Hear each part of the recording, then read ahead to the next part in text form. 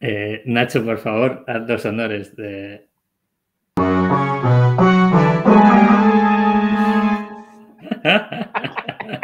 Esto, tío, es que esto... No lo puedo empezamos quitar. así la temporada, Pepe. Sí, qué Sí, mejor sí. manera que empezar la temporada, tío.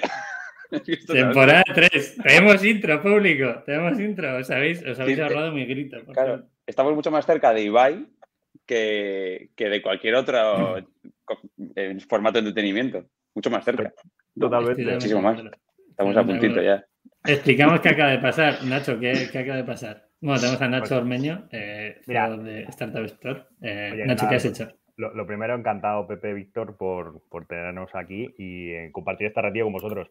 Pues nada, que preparándome la entrevista, siempre me gusta escuchar los podcasts anteriores y, joder, la verdad es que una vez que empiezas a escuchar un capítulo, otro capítulo, Pepe, tío, al final, o sea, es que te taladra. Pam, pam, pam. ¡Pam, Sí, sí. pam! Sí, además desafina al final, tío.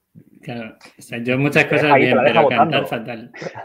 Cantar fatal. Digo, nada, esto vamos a empezar de otra manera. Te lo agradecemos. Nada, No sé si la sí, usaremos claro otra que vez, sí. pero por lo menos en esta tercera temporada abrimos con la intro de Nacho. Ese es el plan. ¿Quién más está en la sala? Los que nos estén viendo en YouTube, esto ya se graba en YouTube y se graba en alta calidad. Vamos dando un paso más cada programa, así que estamos todos guapísimos. Rodado, estás apeinado. Rodado, ¿cómo estás? Estoy bien, estoy bien. Pues la verdad que estoy bien. Es un poco raro porque estamos en Madrid ya como que no hace frío, que sí, que sales, hace calor, pero bajas al perro y te quedas helado. Entonces me he metido aquí en una esquinita y estoy un poco helado, pero da igual. A nadie le importa eso. A tu madre, a lo mejor, si le escuchas. Insisto que esto es más parecido a lo de Ibai. Es decir, Hijo mío, exacto, es decir, tiene que ser más cerca de Ibai que de, yo qué sé, que del podcast de Corti. No sé, Claro. y por poner dos límites. Yo quiero que esta nueva temporada sea más cerca de Ibai que de cualquier otra cosa. Sí, o sea, ojalá traigamos a Ibai. A mí me fliparía que nos contara sus cosas, pero hoy no hemos traído a Ibai. Hoy tenemos a Carlos y a Nacho. Ya, Nacho. Carlos, ¿no? ¿Cómo estás tú? Porque Nacho nos ha hecho la intro, yo ya con eso Nacho su participación ya ha sido estelar. Palabras. Pues yo la verdad es que estoy encantado porque normalmente a estas cosas solo invitan al CEO y joder, tengo la suerte de no ser el CEO y encima estar invitado, o sea, doble premio, es una maravilla. No la verdad que sí. Más. La verdad que sí. Te agradecemos que vengas porque, bueno, el puesto es VP Deal Flow, que lo hemos preguntado antes. Ahí tenemos a Carlos y Nacho es CEO, para que la gente ponga en contexto, sobre todo si no nos pone cara a alguno de los que estamos detrás de estas voces. ¿Y qué hemos traído hoy? Hoy os traemos una alternativa a levantar pasta. Y es una alternativa que creemos que tiene mucho sentido y que ya lo decimos abiertamente, tiene incluso sentido para Minimalism. Si algún día Víctor y yo queremos dar ese paso, veremos. Bueno, igual te estará en la sombra también mirando ese paso. Si queremos dar ese paso, seguro que planteamos el crowd equity. Y hoy Nacho y Carlos nos vienen a contar las cosas buenas de crowd equity, las cosas malas de haberlas y sobre todo a contarnos la experiencia de Startup Explore. Intentaremos sacaros toda la información posible para aquellos y aquellas que nos escuchen, que sepan qué es lo que tienen que pediros y qué necesitan para que cosas que vosotros podáis pedir. Y para eso estamos en esta sala hoy. Ese va a ser el resumen. ¿Parece pues bien? Fenomenal, vamos, encantados de compartir lo que hemos aprendido hasta la fecha y un poco los próximos pasos. Así que nada, venga, dale. Pues adelante. Rodado, dale tú. Venga, a ver, siempre empezamos el podcast con dos cosas. Uno, tenéis un comodín. Si os hacemos alguna pregunta relativamente incómoda, levantáis la mano y decís, oye, esto es un tema que te has pasado, ¿vale? Y no contestáis. Y la verdad que solo lo ha usado Andrés de Huitaca y fue para una pregunta que no tiene que ver con el negocio. Entonces, yo creo que no lo vais a usar. Y luego lo siguiente que os voy a hacer ahora es una especie de ruleta rápido de preguntas, ¿vale? Para que la gente ubique en qué momento del proyecto estáis y demás, ¿vale? Entonces son 4 o 5 preguntas que se contestan prácticamente con monosílabos y contesta el que quiera. Yo empiezo, ¿vale? Venga. Lo primero, años de vida del proyecto. Pues el proyecto Startup Explore nace en el año 2014. O sea, llevamos ya en febrero hicimos 7 años. Hostia, qué desfase. Vale. Sí, desfase. Joder, cuando ves con perspectiva. ¿Facturación 2020? 2020 invertimos unos 2 millones de euros, facturación 200K. Vale. ¿Cuántos sois en equipo? En el equipo somos 6. 6. ¿Y cómo os habéis financiado hasta el momento? Hemos hecho varias rondas de inversión en equity, fundamentalmente. Ha habido parte de un participativo. En total se habrá metido la compañía en torno a 1 millón, más o menos. Vale. Y la última pregunta, que esta es especial para vosotros. ¿En cuántas startups en total habéis metido pasta? Hemos metido pasta en 56. Ahora tenemos abiertas las 3 que, si salen bien, pues nos harán estar en 59. Vale, maravilloso. Me están entrando notificaciones de Slack. Voy a cerrar, si no, no puede ser. Es alguien Vale, de una startup y que está diciéndote que por favor hablemos de ellos. Exacto. Vamos a hablar de Totem posiblemente. O sea, ya Seguramente. lo vamos soltando por ahí para que la gente se esté en preaviso. Vale, pues oye, mis rondas ya están. Empezamos, ¿no? Con lo gordo. Con lo gordo. Venga. Vale, chicos, ¿nos explicáis tranquilamente cuál es el modelo de negocio? Sí, mira, el modelo de negocio de Startup Explore, bueno, decir que hemos ido pasando por diferentes fases. En principio, en 2014 no empezamos directamente con la parte de crowd equity, sino que como nos lanzamos fue generando una comunidad de startups inversores con un mapa en el que geolocalizábamos todos estos perfiles. Y de ahí fuimos viendo que una de las principales necesidades que tenían las compañías es esto, año 2016, ¿vale? En el que levantar los primeros 100K, 200K para una compañía le suponía estar 6, 8 meses haciendo la calle y buscando capital de 10.000 en 10.000, ¿no? O sea, al final era un proceso extremadamente ineficiente.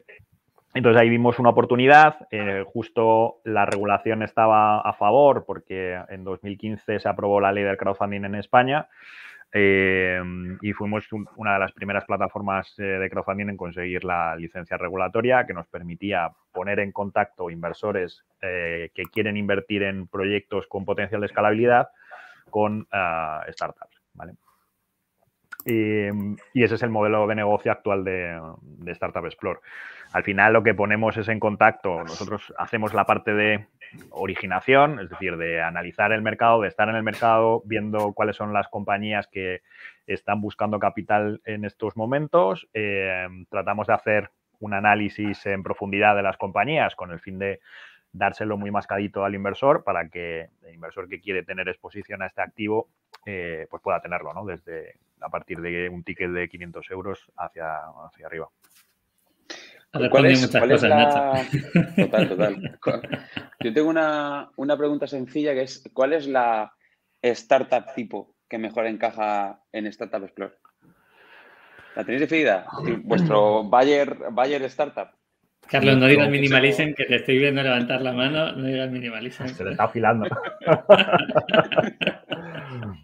Nuestro Bayer Startup, yo te diría que es una compañía B2C en su primera, segunda ronda, ¿vale? Que busca en torno a entre 100 300K. Ese podríamos decir que es el Bayer persona del lado startup.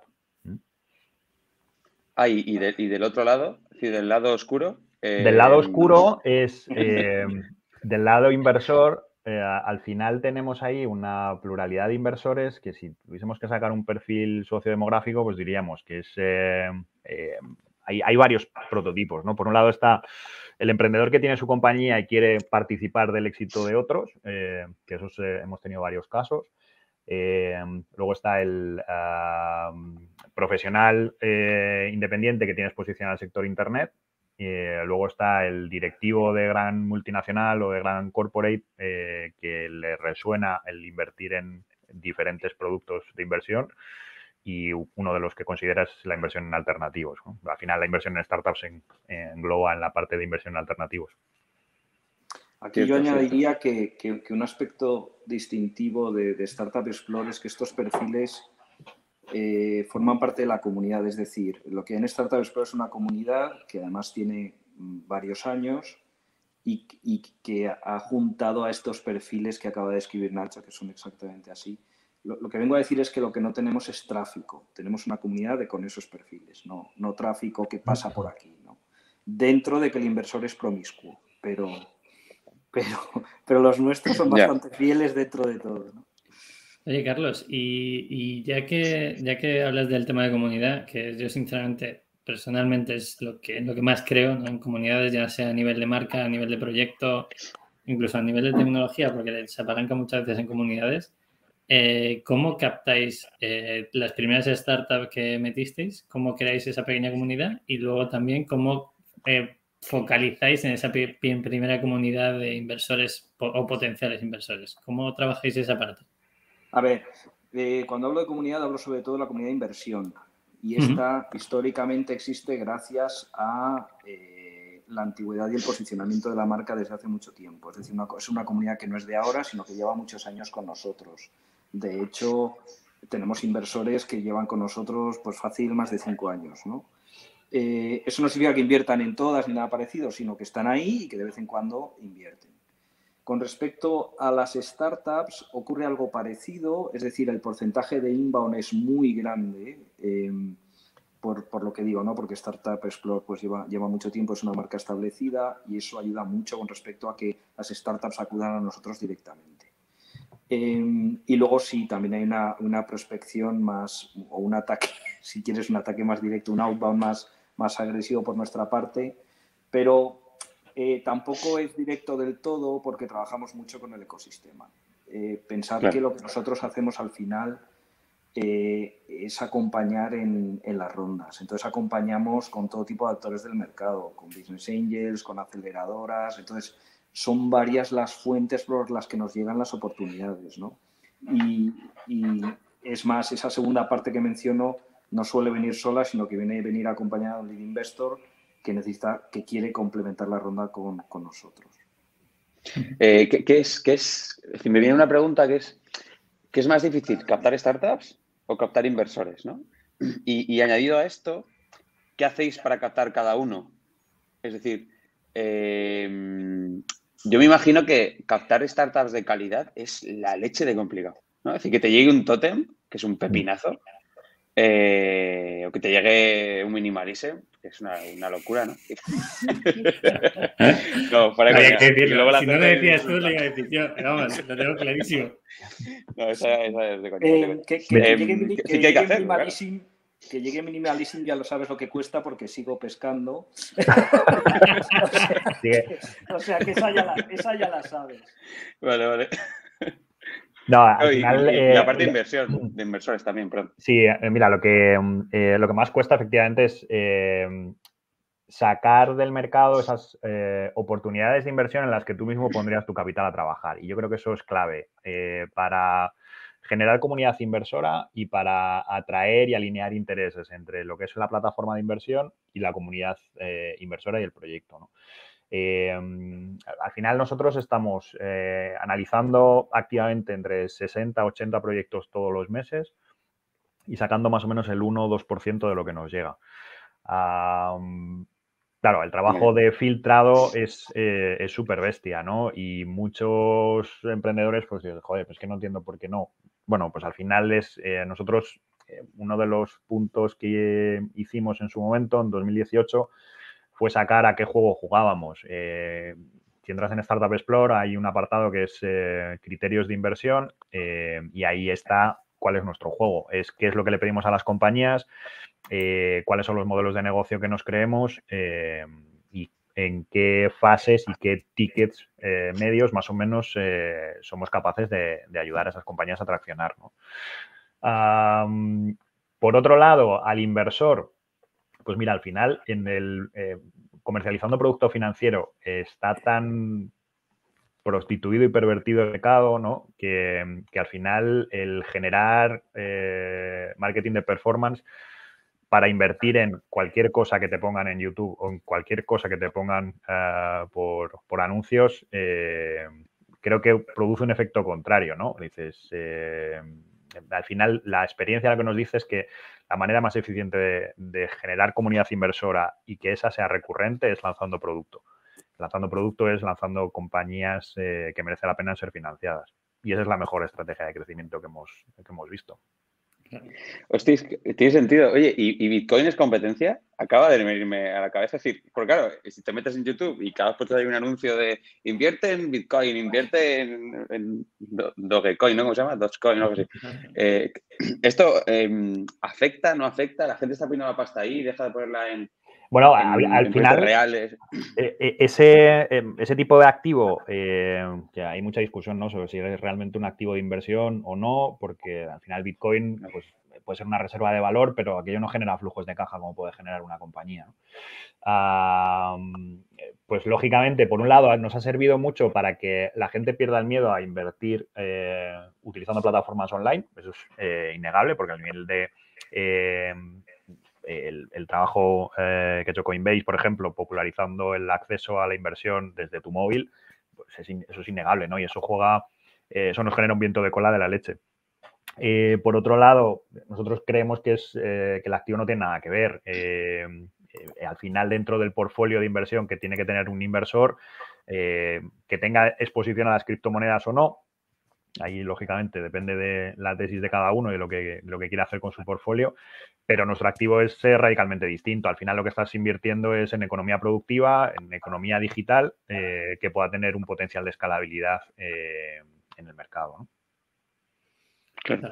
Claro, no, es interesante, ¿no? Porque al final la gente tiene X dinero para meter en cosas diferentes, ¿no? Porque el Bitcoin, las startups, yo creo que sigue estando en ese cajón de invierto en cosas diferentes. En alternativos. Sí, efectivamente, es inversión en alternativos. Al final tienes el inmobiliario, tienes la renta variable, tienes la renta fija y luego un porcentaje que no debería suponer más del 10% de cualquier cartera, pues debería ir en productos de alto riesgo y alto potencial retorno.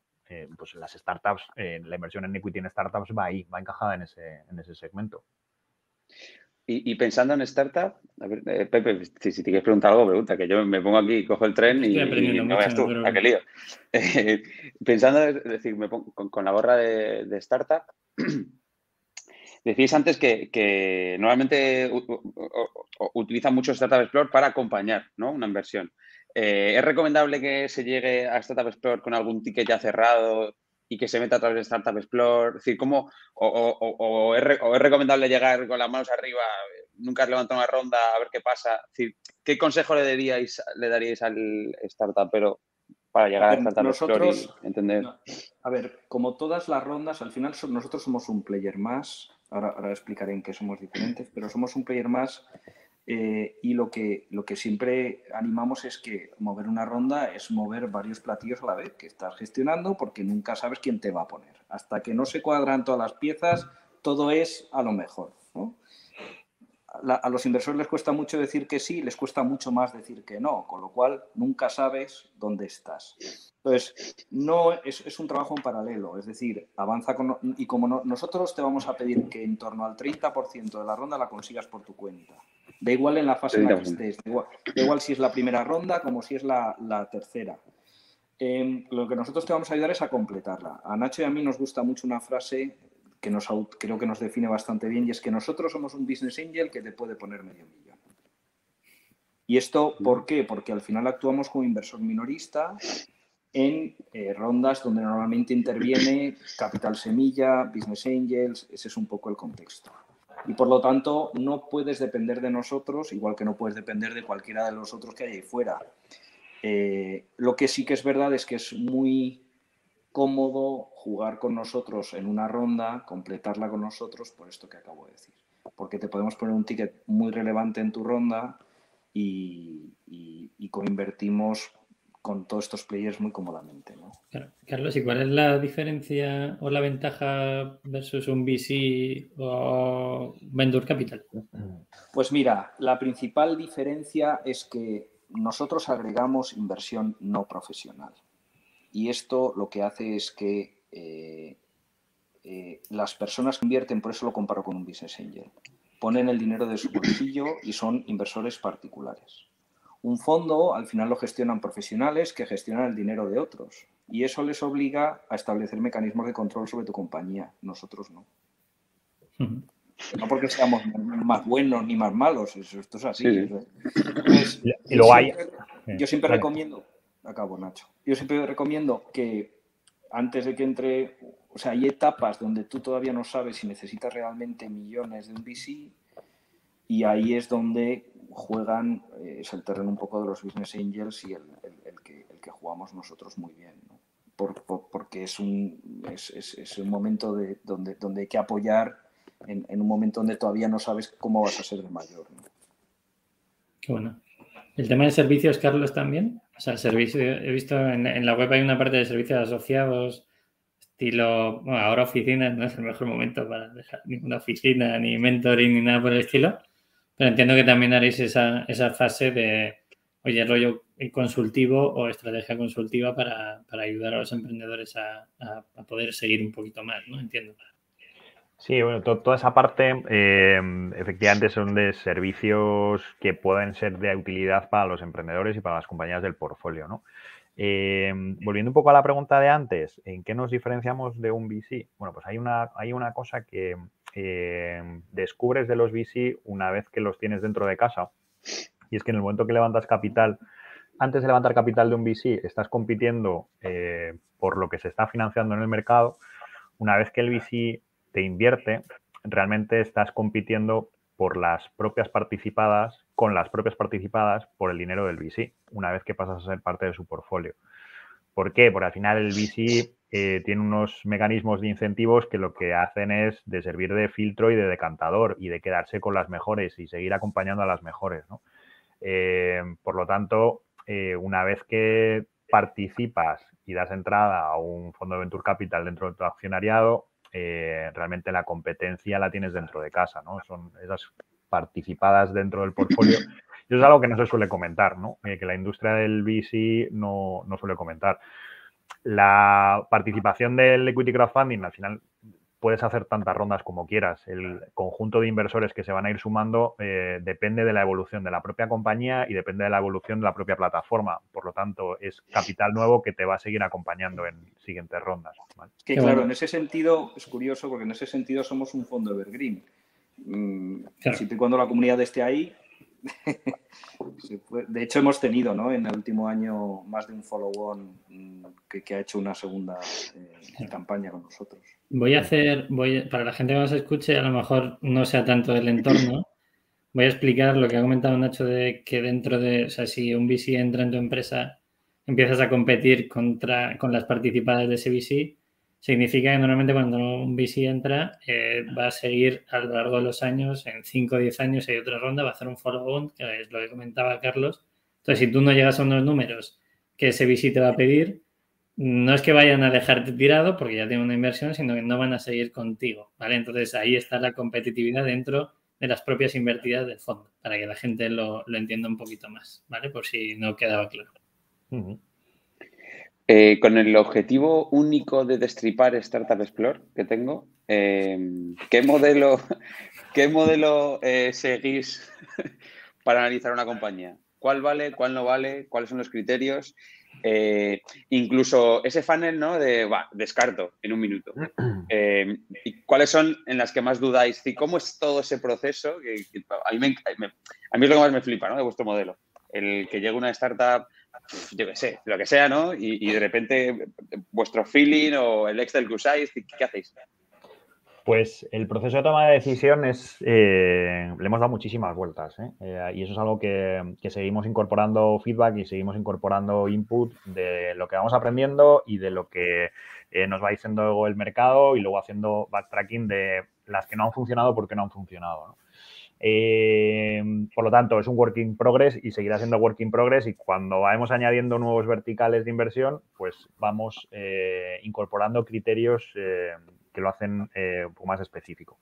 Te cuento muy rápido. Al final es un proceso de decir que no lo antes posible para no incurrir en costes operativos o tratar de diferir y centrarte en que el coste de análisis, que es lo más caro que tenemos dentro de casa, es decir, son las horas de nuestro equipo de análisis, se enfoque realmente en aquellas oportunidades que merece la pena ser analizadas en profundidad, ¿vale? ¿Qué filtramos de una manera muy rápida? Pues aquellas compañías, por ejemplo, que estén en una jurisdicción sobre la que no tenemos competencia. Nosotros únicamente podemos operar en la Unión Europea, todo lo que se salga de ahí directamente es un descarte. Hay sectores que tenemos vetados, es decir, no hacemos temas de apuestas, no hacemos gambling, no financiamos pues temas relacionados con homeopatía, con drogas, hay una serie de cosas que nos llegan que directamente son descartes. Por otro lado, tema de servicios profesionales, pues fundamentalmente esas son un no, porque al final si hay una componente de consultoría / ingeniería, por muy buena que sea la propuesta de valor, si al final ves que al final esto no escala, ¿no? Que no hay una componente tecnológica detrás que habilite o bien las ventas o bien la propia propuesta de valor, pues al final se descarta. Entonces, en ese filtrado rápido tratamos de aplicar unos criterios mínimos y si no, o sea, si se incumplen una o varias líneas rojas, directamente es un descarte. Luego, en siguientes fases, lo que hacemos es un análisis que es multivariante. Analizamos el equipo, de dónde vienen, qué es lo que han hecho anteriormente, analizamos la propuesta de valor, qué es lo que nos proponen hacer, para qué usan los fondos, luego temas concretos de la oportunidad de inversión que nos plantean, cuál es el importe, valoración, qué es lo que ha conseguido la compañía hasta la fecha, métricas, pactos de socios, vemos quiénes son los actores que hay dentro de la compañía y con toda esa información hacemos un análisis de producto también. Con toda esta información la consolidamos en un documento que llamamos la tesis de inversión de la compañía X y la presentamos en un comité de inversiones, ¿vale? Un comité de inversiones que queremos que sea lo más diverso posible en cuanto a género, edad y perfil de los participantes de ese comité, en los que cada voto es tenido en cuenta independientemente del rango y posición que tenga la persona. Y con eso se decide si es una oportunidad de inversión que merece la pena ser lanzada al público, a nuestra comunidad inversora o no. Cuando hablas de comité de inversión, perdón, ¿ese comité de inversión es gente del equipo, es gente externa, es un mix? Es parte del equipo y parte externa. Vale, entendido. Vale, perdón. Yo creo que alguien que se lo esté planteando ya tiene todos los checks, que coja esos 2 últimos minutos y vaya tachando antes de hablar con vosotros y ya está. Yo creo que tampoco es tan complicado. Bueno, a mí me gusta, bueno, primero decir que este proceso es lo que más hemos iterado en Startup Explorer o lo que más iteramos constantemente. Esto es lo más difícil porque además en muchos casos entramos en fases muy tempranas y donde, a pesar de que todos esos elementos los miramos, muchas veces la información sobre esos elementos es escasa, ¿no? Es decir, que nosotros entramos o decidimos en ambientes o en ámbitos con mucha incertidumbre. Y por lo tanto no miramos tanto si lo van a petar o no, que no lo podemos saber, sino a mí me gusta pensar que nos gusta, o sea, que miramos que el proyecto que la propuesta sea coherente en el sentido de que esos distintos elementos son coherentes entre sí. Es decir, que lo que el equipo fundador pretende conseguir, la oportunidad de mercado que presenta, el dinero que cree que necesita, la valoración, todo eso tenga cierto sentido, ¿no? Más allá de intentar ser muy listos y decir, no, estas son las que funcionarán y estas son las que no, eso no lo podemos hacer. Y por eso, como ese ejercicio es bastante complicado, por eso estamos constantemente iterándolo, ¿no? Pero claro, entiendo que cada startup será un proceso casi manual, ¿no? Entiendo.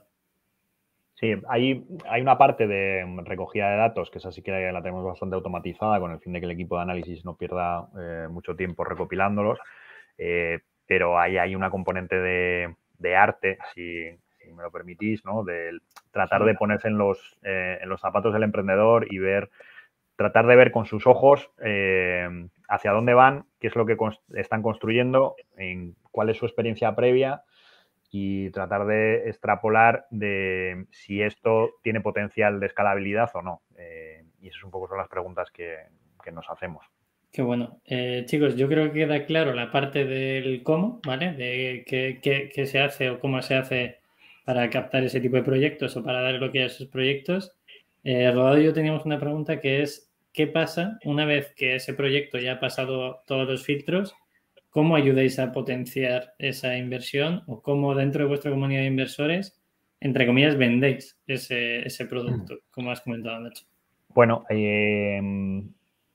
fíjate que lo que peor hacemos es la venta, ¿no? Porque realmente lo que comunicamos a nuestros inversores es que existe esta oportunidad de mercado, lo anunciamos en nuestra newsletter y a partir de ahí le damos enlace al data room en el que con toda la información que hemos ido recopilando de la empresa la ponemos blanco sobre negro en un data room que siempre tiene la misma pinta, ¿no? Para que el inversor se sienta como en casa analizando diferentes compañías, pero con la información presentada de la misma manera.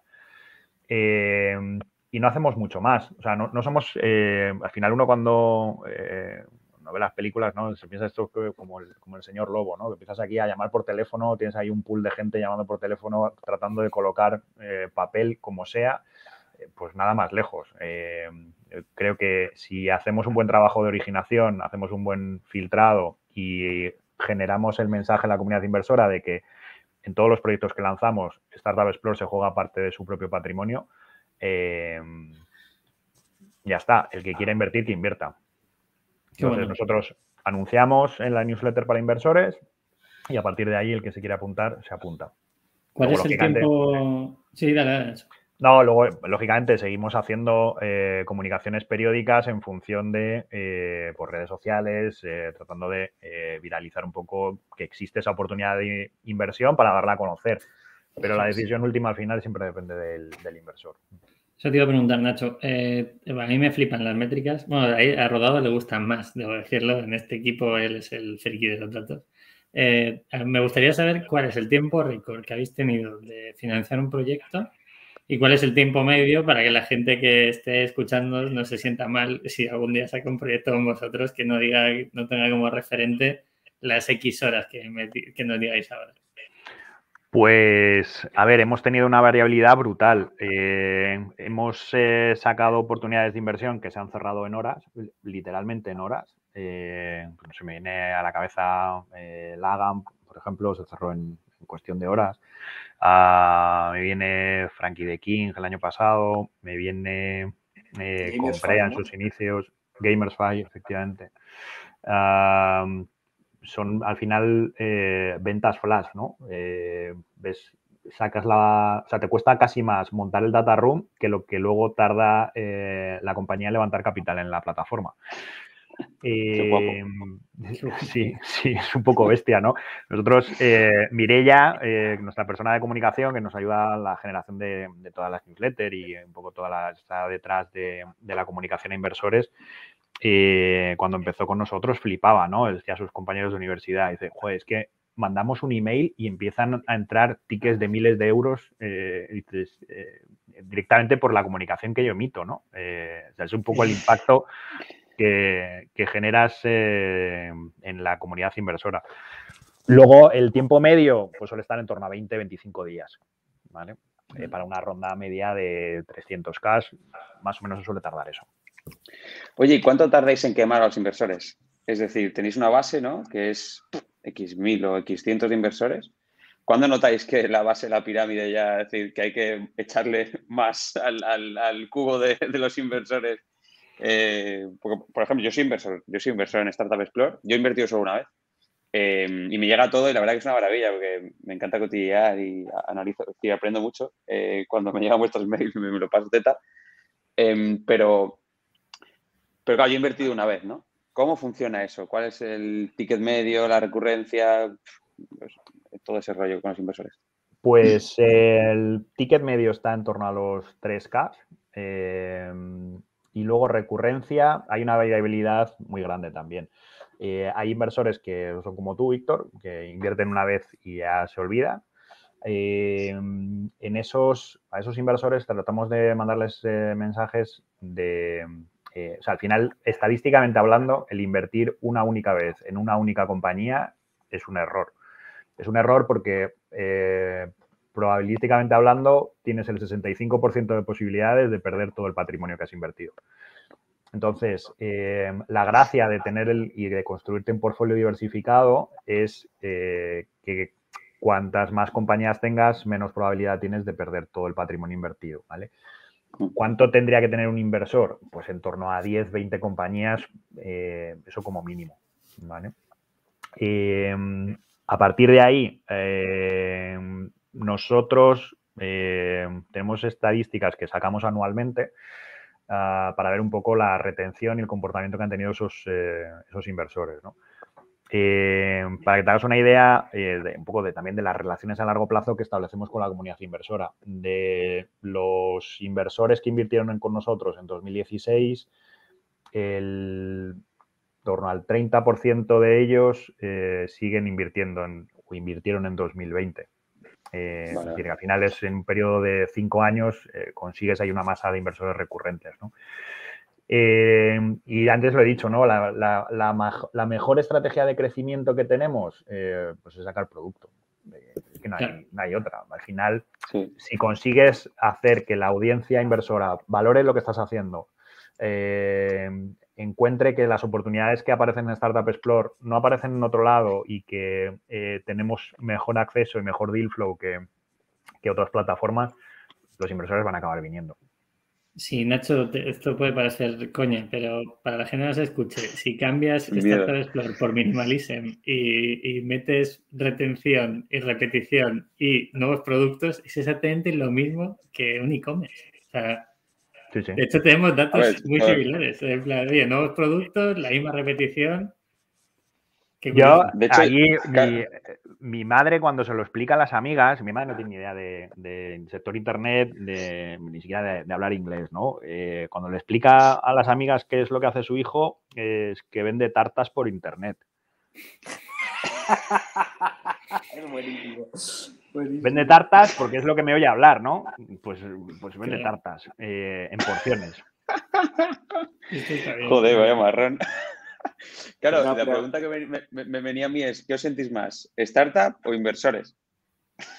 Pues mira, empezamos siendo una startup hasta que a partir de 2018 vimos la responsabilidad que teníamos gestionando la comunidad de inversores y desde entonces nos sentimos más inversores y velamos más por nuestro cliente. Al final es el inversor, lo pintes como lo pintes. De hecho, uno de los cambios que hicimos en el año 2000, ¿cuándo fue? 2019-2020, fue cambiar nuestro sistema de monetización. Ahí tiramos de freno de mano porque el resto de plataformas de equity crowdfunding que estaban operando en Europa cobraban unos fees a las startups, ¿no? Y al final, si cobras a las startups, realmente estás pervirtiendo tu modelo porque estás generándole un servicio a la compañía, no le estás generando un servicio al inversor. Y esto, entonces, ¿de qué va? ¿Va de invertir mucho y sacar mucho producto o de invertir bien y hacer un análisis filtrado y demás? Nosotros nos sentimos mucho más cómodos en esta segunda parte. Tiene para mí todo el sentido y, de hecho, al final hay una esquizofrenia muy interesante aquí, ¿no? Porque, por un lado, está, es decir, efectivamente, os sentís inversores y vuestro cliente es el inversor, pero claro, tenéis que encontrar, como toda startup, vuestro product market fit, vuestra forma de escalar, vuestros canales de captación, vuestras métricas claves y que al final la esquizofrenia de ostras, que soy las dos cosas, que imagino que un VC también la tiene y si no... De hecho, el porcentaje de emprendedores que formamos parte del equipo es alto. Es altísimo, claro. Sí. Bueno, empezamos, todos hemos sido emprendedores antes y bueno, y somos inversores a través de esto, pero sí, es... Tenemos esa esquizofrenia que yo creo que necesitamos tener. Claro, porque nos gusta que haya una comunidad, nos gusta ponernos del lado del emprendedor, al final nuestro cliente es el inversor, o sea, hay ese conjunto o sea, ayudamos al emprendedor y nuestro cliente es el inversor, ¿no? Es un poco ese rollo. Qué bueno. Voy a preguntar una cosa que yo siempre he tenido en mente, montar un fondo, ¿vale? Entonces, ¿qué hay que hacer para montar? No te rías, Rodado, tío, si tú también. Es que no, pero espérate, que esto... Es que le veo la cara y... Voy a contar la verdad, es decir, Pepe está obsesionado con montar un fondo y lo otro, con montar un banco. También, porque hasta los huevos, bueno, ya quiero montar su banco. Yo cada vez que algo me estresa, no lo juego, ¿eh? Me parece bien. Bueno, la cuestión es que si alguien quiere montar, ya hablaremos de mí si hace falta un capítulo, no tengo problema, pero si alguien quiere montar Startup Explore, ¿qué se necesita? Además de un track record desde 2014 y una serie de comunidad a nivel de inversores que yo creo que puede ser lo primero, ¿no? Entiendo que serán primero inversores y luego producto, que son startups o emprendedores o emprendedoras. ¿Cómo se puede montar? Por si alguien lo tiene en mente. Sí, ahí hay una ley en España, que es la 5/2015, que es la que regula el sector, ¿vale? Ahora se va a derogar en los próximos meses por un reglamento europeo que ya ha entrado en vigor, con el fin de unificar el funcionamiento de todas las plataformas de crowdfunding a nivel europeo. Básicamente consiste en que el equipo monte una sociedad, que esa sociedad diga que quiere dedicarse 100% al crowdfunding, que no puede hacer otra cosa, y tiene que pasar un proceso de cumplimiento normativo y de autorización y supervisión por parte de la Comisión Nacional del Mercado de Valores. ¿Vale? Una vez que ya tienes la licencia que te habilita para poder operar como plataforma de crowdfunding, pues ya estás habilitado para poner en contacto un producto de inversión, como son participaciones en startups, con los inversores. ¿Vale? Ya puedes empezar a captar a tus primeros inversores, hacer publicidad para tratar de conseguir construir una comunidad y estar en el mercado para ver cuáles son las ventanas de oportunidad que existen actualmente de inversión. Carlos, si quieres, cuenta un poco tú la parte esta de qué es lo que se necesita para invertir en startups. A ver, lo que ocurre es que lo que intenta regular la CNMV es que no cualquiera pueda ofrecer oportunidades de inversión a un inversor particular. Es ahí donde es delicado. Porque se ha engañado a gente en el pasado, imagino, y porque la CNMV es su rol, ¿no? Controlar que esto no se haga de cualquier manera.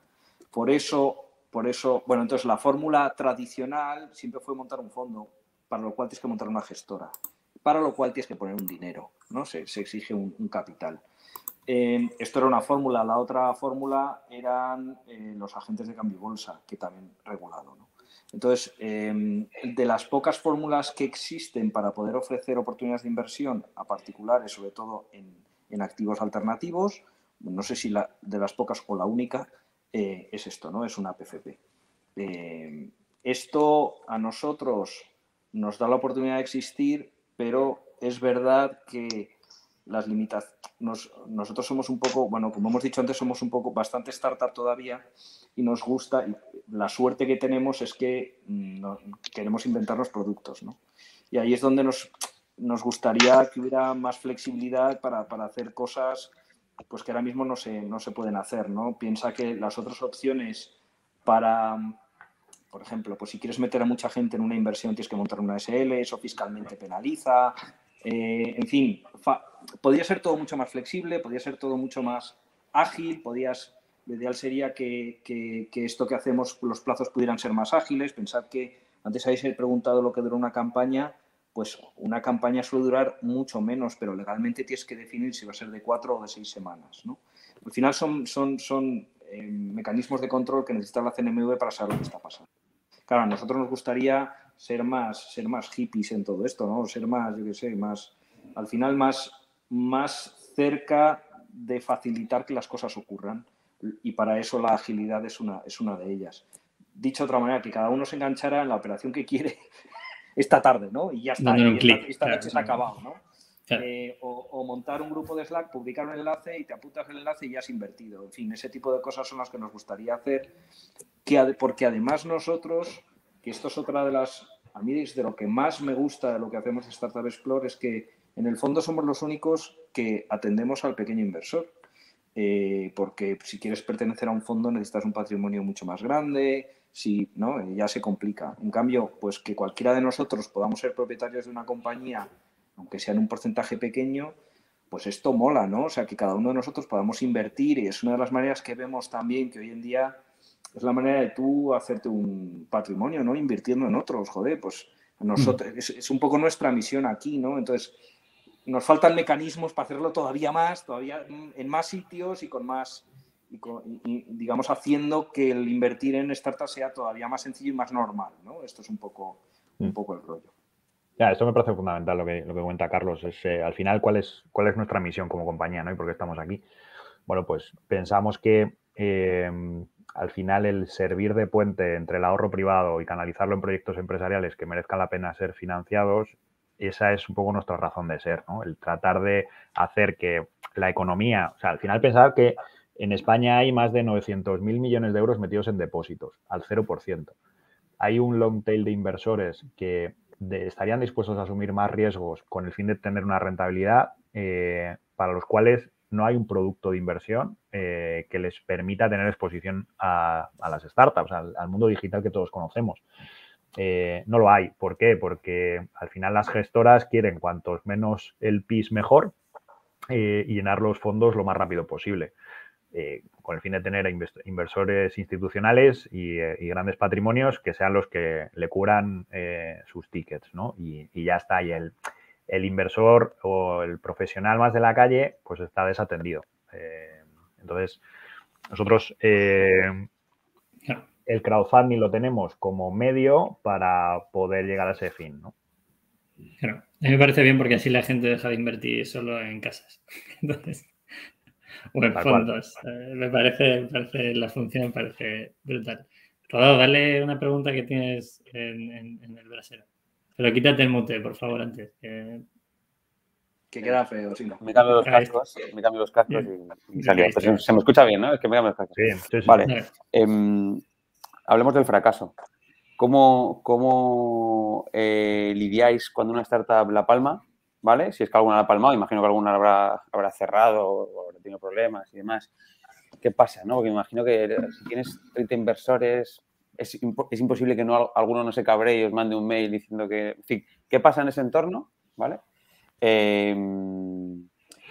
Y sobre todo, si hay a nivel legal, ¿cómo funciona, por ejemplo, si notáis que el inversor a veces quiere intervenir más de lo que puede, si se cabrea porque no llegan las medidas que le ha pedido? Es decir, ¿cómo funciona esa relación con el inversor? Que me imagino que es la más delicada de todas, seguro. Sí. Muy delicada.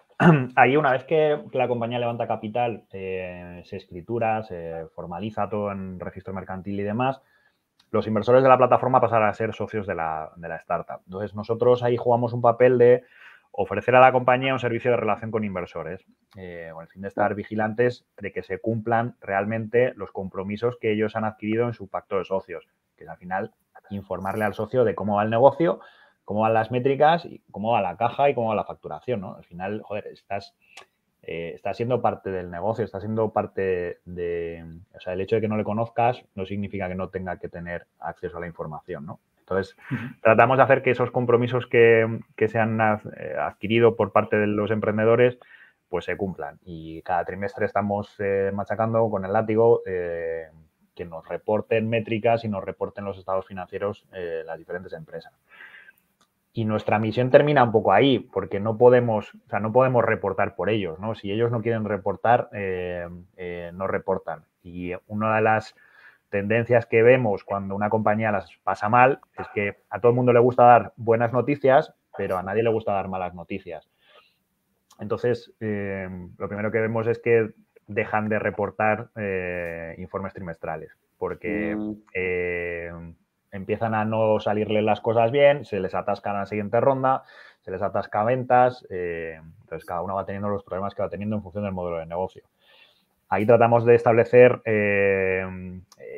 bueno, pues un poco más proactivamente un servicio de portfolio, gestión de portfolio y de detectar qué es lo que está pasando en esa compañía, ¿no? Porque no está reportando, qué es lo que necesita, cómo le podemos ayudar y cómo le podemos ayudar a desbloquear ese siguiente hito que se le está resistiendo.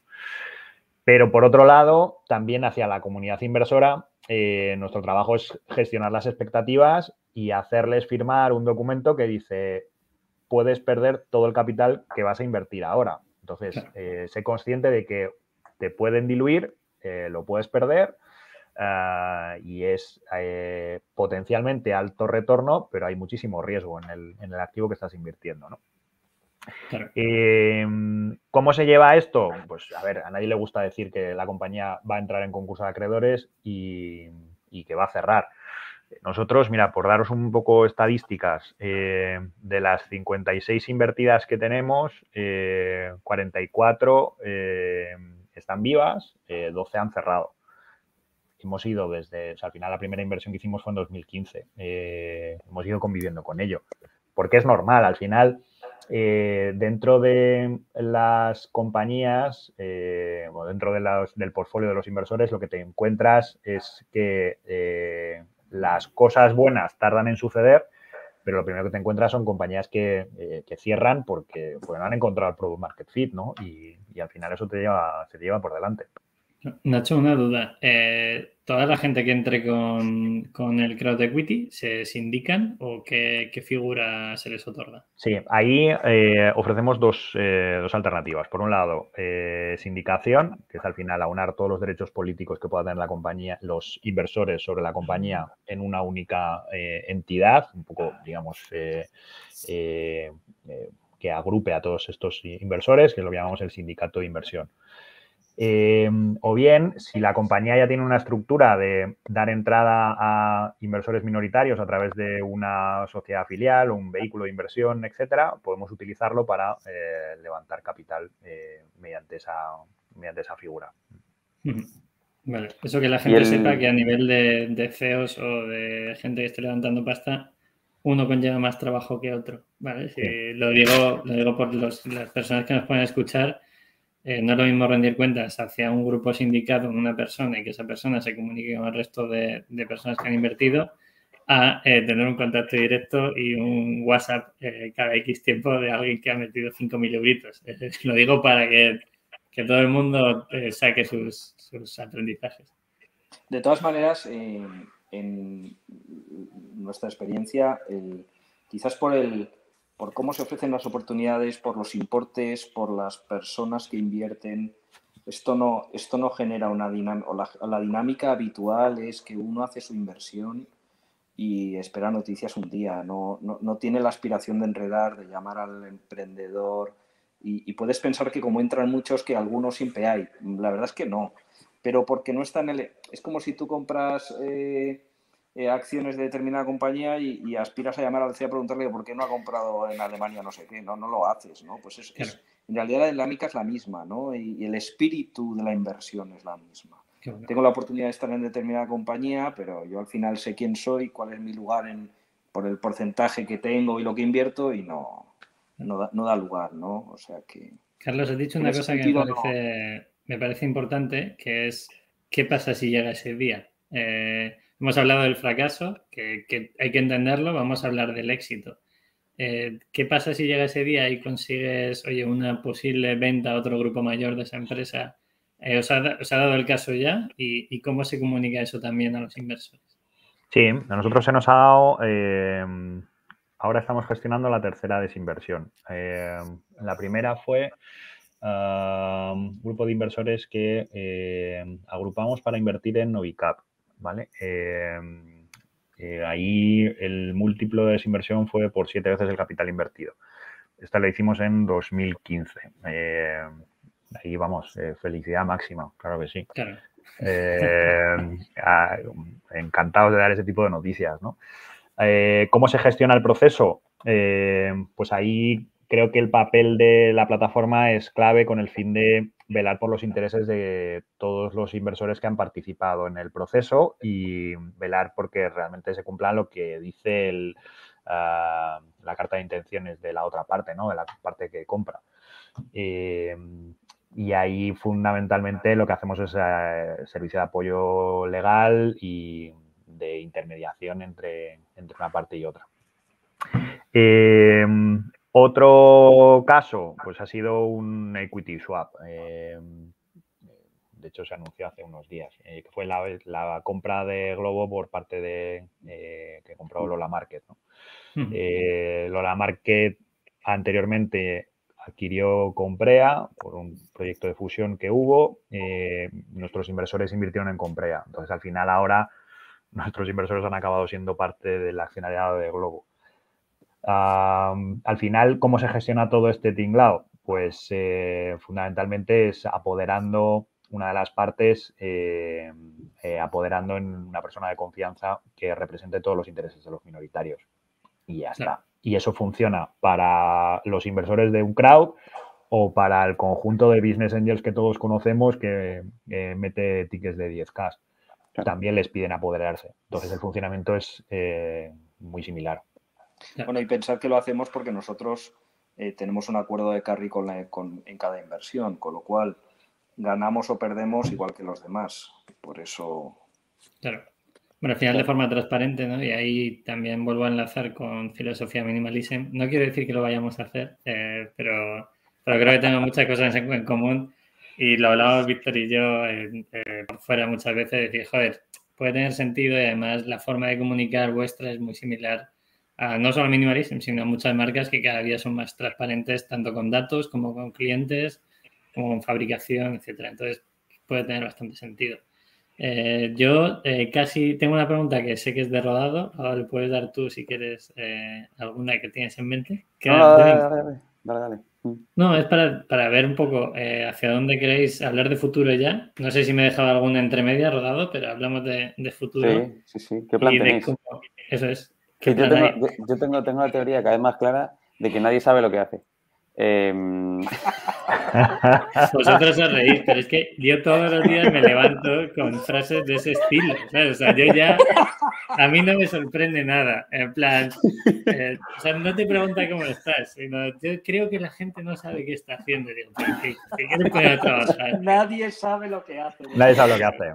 Tengo la teoría firme y de todo clarísimo de que nadie sabe lo que hace, no, sino que y más los empresarios, ¿no? Que montamos cosas, castillos al aire muchas veces, que creemos, que intuimos, que da feeling, que luego hay certezas, ¿no?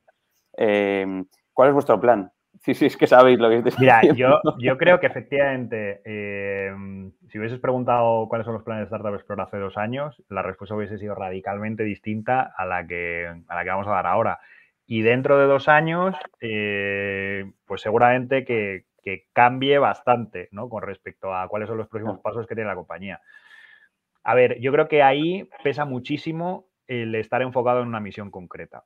Si tú tienes clara cuál es tu misión y por qué estás en este mundo, al final todo lo demás pasa a ser un medio, ¿no? Un medio para conseguir ese fin. Y creo que el montar una empresa va de eso, ¿no? De preguntarte cuál es el fin que tratas de perseguir y cuáles son los medios de los que tienes que ir haciendo uso a medida que vas avanzando.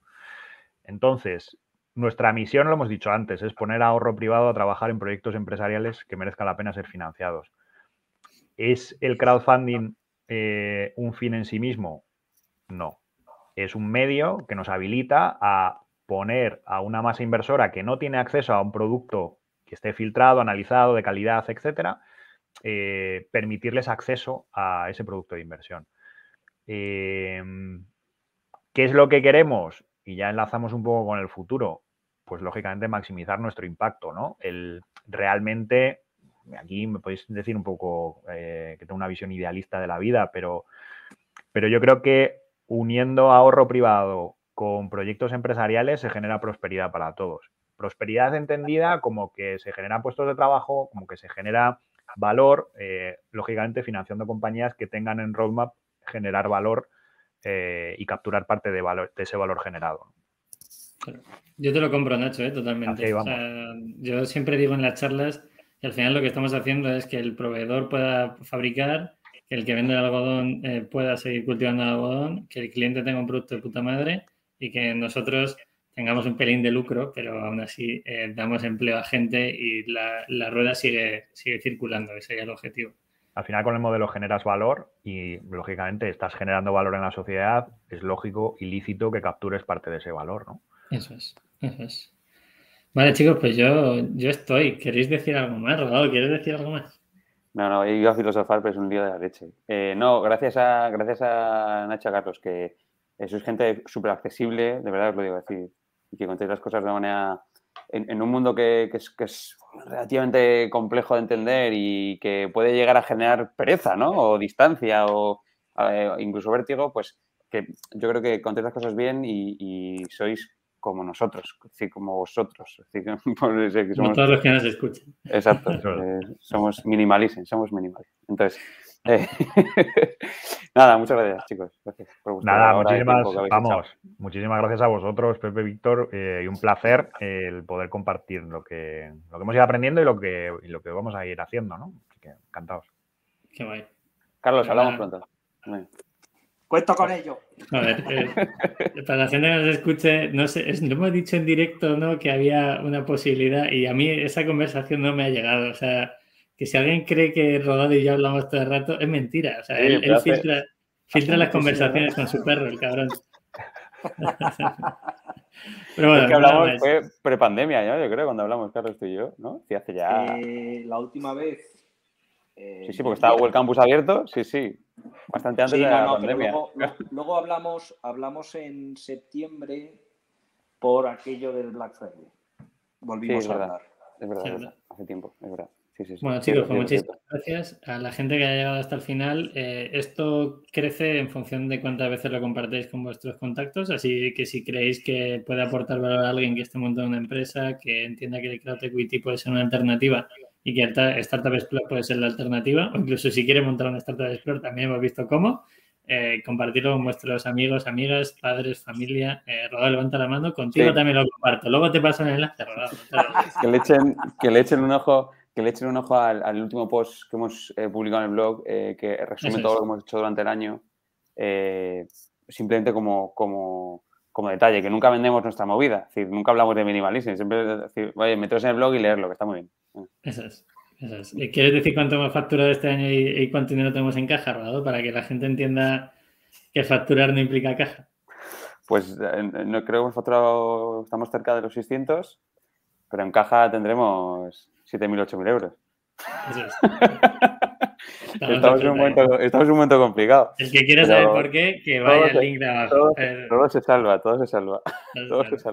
Bueno, chicos, muchísimas gracias y nos vemos pronto. Seguimos charlando y cualquier cosa que necesitéis. Bueno, también que miren el proyecto de Totem, ya que vendemos, todos en esta sala somos coinversores, así que dejaremos el enlace a Totem, que están levantando pasta con Startup Explore. Y nada más. ¿Algo más? ¿Alguien quiere decir algo más? Nada, ya está. Nada, chicos. Muchas gracias. Gracias a vosotros. Chao. Chao.